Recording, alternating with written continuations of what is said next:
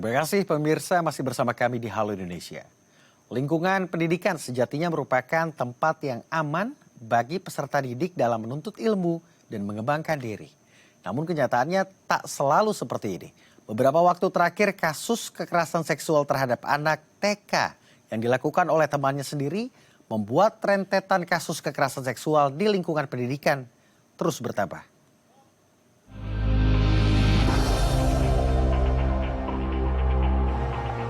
Kasus kekerasan seksual terhadap perempuan dan anak kembali terjadi. Tidak hanya melibatkan orang terdekat, aksi kekerasan seksual juga justru terjadi di ruang privat atau publik yang seharusnya menjadi lingkungan aman untuk para korban. Seperti kasus dugaan pelecehan seksual yang terjadi di Pekanbaru yang menjadi perhatian masyarakat. Peristiwa tersebut terjadi di salah satu taman kanak-kanak swasta di mana seorang siswa diduga melakukan pelecehan seksual pada teman sekelas. Peristiwa ini seakan menambah kasus kekerasan yang terjadi di lingkungan pendidikan, di mana menurut data Yayasan Cahaya Guru, sepanjang tahun 2023 ada 136 kasus kekerasan di ruang lingkup pendidikan. Jenis kasusnya pun beragam, tetapi kasus kekerasan seksual dan perundungan menjadi yang terbanyak.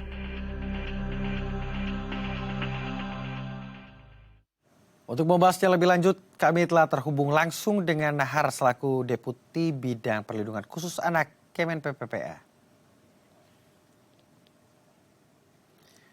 Pak Nahar, apa kabar? Assalamualaikum. Waalaikumsalam. Kabar baik, Mbak. Alhamdulillah. Pak Nahar, langsung saja masuk dalam pembahasan. Bagaimana Kemen PPA menanggapi hal ini? Iya, tentu kami prihatin, kaget juga ya ketika settingnya adalah taman kanak, ya TK gitu. Nah, oleh karena itu tentu sesuai dengan bahwa ini terjadinya di satu kota, lalu kemudian sistem kota sudah berjalan, maka kami di pemantauan dan koordinasi menjadi lebih mudah. Gitu.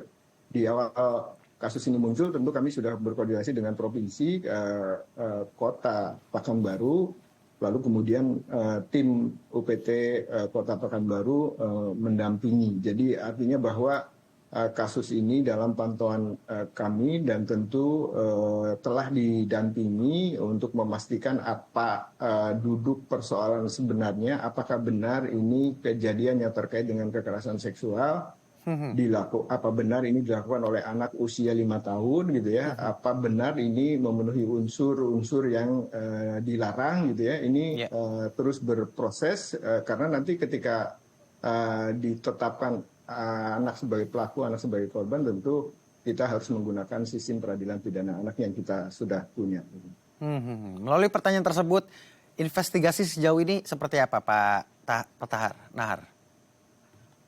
Iya, jadi yang pertama tentu tim UPT Perlindungan Perempuan dan Anak ketika dua pihak mengkonfirmasi bahwa yang satu bahwa melaporkan anaknya menjadi korban, lalu kemudian yang satu juga tentu karena usianya anak, tentu ini juga menjadi perhatian bagi lembaga-lembaga perlindungan anak. Lalu kemudian melalui temuan yang difasilitasi oleh kepolisian dan UPT, lalu kemudian persoalan ini terus didalami dan kemudian masing-masing pihak bisa menyampaikan apa yang sesungguhnya terjadi.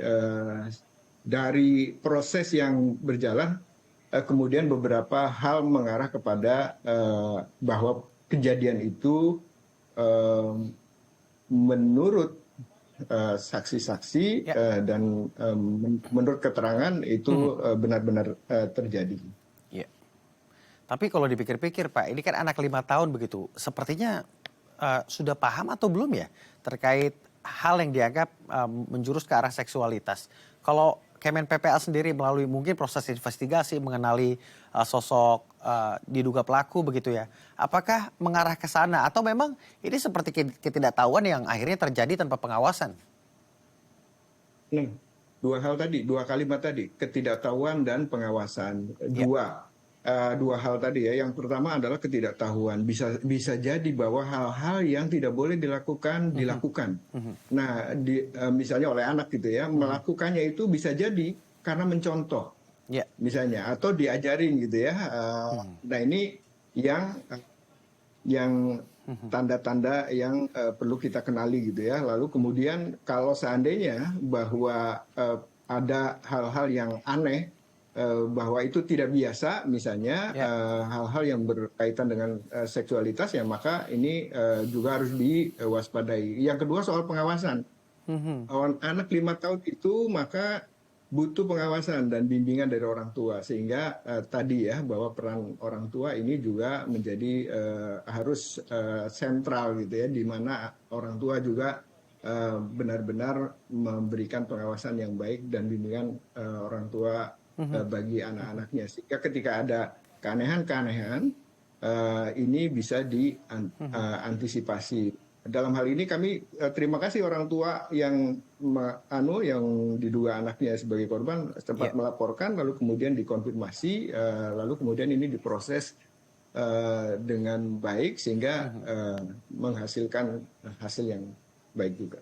Baik, Pak Nahar, apakah benar pihak sekolah mengklaim bahwasannya ini hanya bermain begitu? Lalu kalau memang iya seperti itu, tanggapan Kemen PPA pada saat itu seperti apa, Pak Nahar? Enggak, dari kami tentu subjek hukum itu enggak bisa bisa dibedakan antara.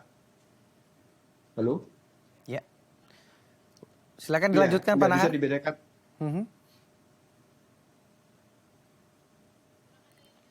Halo? Silakan Pak Nahar dilanjutkan. Kita Iya, masih terhubung. Iya, jadi waduh. Tadi ya, Baik, jadi ya. pihak sekolah tentu bisa diulang lagi, Pak. Pihak sekolah mengklaim bahwasannya ini apakah benar pada kasus ini begitu ya, yang kasus yang Anda awasi juga dari Kementerian PPA, pihak sekolah mengklaim bahwasannya ini hanya bermain begitu. Lalu kalau memang ini benar seperti itu, bagaimana investigasi Anda lalu juga tanggapan Anda pada saat itu? Oh ya. Ya, jadi artinya bahwa kami tetap menyarankan untuk didalami gitu ya, karena dia itu anak, baik pelaku maupun dia yang diduga pelaku atau anak atau dia orang dewasa, tetap kalau ada dugaan misalnya tindak pidana kekerasan seksual itu harus dibuktikan gitu ya. Hanya memang ketika misalnya bahwa ini diduga pelakunya adalah anak, lalu kemudian korbannya anak, maka ada mekanisme sendiri. Jadi tidak ada alasan misalnya bahwa ini hanya mainan dan segala macam gitu ya. Nah, oleh karena itu ketika ini dianggap candaan, dianggap biasa, tetapi kemudian unsur-unsur kekerasan seksualnya terpenuhi, ini kembali lagi. Maka ini harus diselesaikan sesuai dengan peraturan perundang-undangan yang ada. Dengan demikian maka ada dua instrumen yang bisa kita gunakan. Satu melalui Undang-Undang Tindak Pidana Kekerasan Seksual. Yang kedua tentu peraturan yang berkaitan dengan perlindungan anak dan sistem peradilan pidana anak.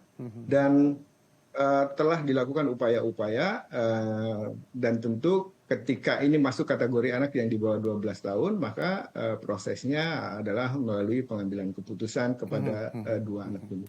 Baik, tadi laporannya sudah masuk ke Kemen PPA dan juga beberapa unsur juga sedang didalami, Pak Nahar ya. Artinya ini menjadi salah satu contoh bagaimana sistem pendidikan ini juga butuh pengawasan yang ketat begitu, karena lagi-lagi kecolongan di wadah pendidikan begitu. Lalu bagaimana Anda melihat beberapa kasus yang terjadi di ruang-ruang kelas atau di ruang-ruang akademisi? Apakah ini harus menjadi perhatian penting di sektor pendidikan? Iya, lebih lebih tepat lagi kalau seandainya pemerintah Indonesia baru saja tahun 2023 mengesahkan peraturan Menteri Pendidikan, Kebudayaan dan Ristek ya nomor 46 tahun 2023, di mana upaya pencegahan dan penanganan itu harus dilakukan dengan sebaik-baiknya, karena nanti bahwa hal-hal yang belum muncul sebaiknya dicegah agar tidak muncul. Tetapi kalau seandainya sudah muncul, maka upaya penanganannya harus dilakukan dengan sebaik-baiknya, maka regulasi ini bisa diterapkan. Sebagaimana kita ketahui tadi sudah disampaikan ya, bahwa jenis-jenis kekerasan itu macam-macam gitu ya. Di Permendikbud itu disebutkan bukan hanya fisik psikis gitu ya, tapi perundungan, kekerasan seksual, diskriminasi dan intoleransi, lalu kemudian kebijakan yang mengandung unsur kekerasan atau bentuk kekerasan lainnya. Ini harus dipahami sehingga nanti baik peserta didik maupun tenaga pendidik atau guru gitu ya mengenali bahwa ada hal-hal yang mana yang boleh dilakukan, mana yang tidak boleh dilakukan, mana yang masuk kategori kekerasan, mana yang tidak masuk ke kategori kekerasan, sehingga nggak bisa mengklaim misalnya ini nggak masuk unsur misalnya berkaitan dengan hukum gitu ya, tapi kemudian maka ini harus diproses. Maka dalam kasus ini pengambilan keputusan adalah cara yang tepat untuk memproses, membuktikan bahwa ini kejadian seperti apa, lalu kemudian penanganannya nanti seperti apa. Baik, yang sudah diamini Pak Tahar ada dua hal, yaitu ketidaktahuan dan juga pengawasan begitu Pak Nahar ya. Hal ini yang nantinya menjadi penting, investigasi masih terus berlanjut. Tentu kita berharap kasus ini segera selesai dan ini juga membuka mata batin kita, juga membuka mata batin masyarakat begitu, bahwasanya pengawasan menjadi penting, contoh menjadi penting kepada anak sehingga tidak ada lagi korban kekerasan seksual. Terima kasih Pak Nahar telah bergabung bersama kami di Halo Indonesia. Pemirsa, lalu seperti apa dampak buruk anak-anak korban kekerasan seksual? Dan bagaimana agar orang tua menyiapkan mental anak agar tidak menjadi korban? Usai jeda kami akan melanjutkan perbincangan kita. Kali ini bersama seorang psikolog, Vinandita Utari. Jangan kemana-mana pemirsa, tetap di Halo Indonesia.